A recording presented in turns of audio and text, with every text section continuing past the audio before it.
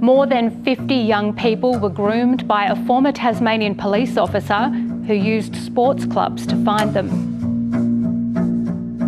This is the most prolific grooming I have seen perpetrated by one person in my career.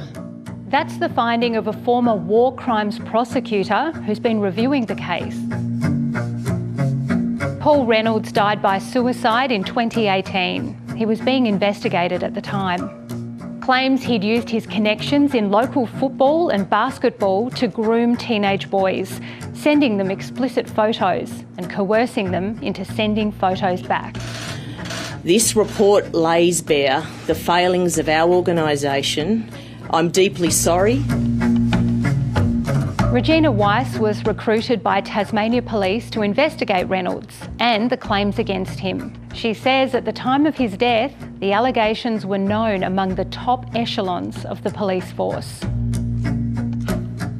That despite this, Reynolds was given a full police funeral, that the investigation was closed and a file on his death simply put away. That was until a Tasmanian coronial inquest into police deaths by suicide brought it into the open. Ms Weiss says Reynolds used his standing as a police officer to groom the young males, their families and the community, operating with calculated precision. The 52 we name are the ones we're certain about. So that's from phones, from people who have spoken to us. There's likely many more.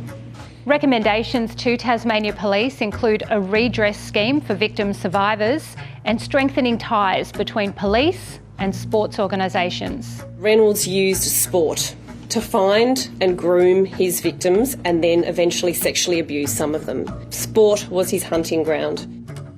And if you need support, you can contact Lifeline or 1800 RESPECT.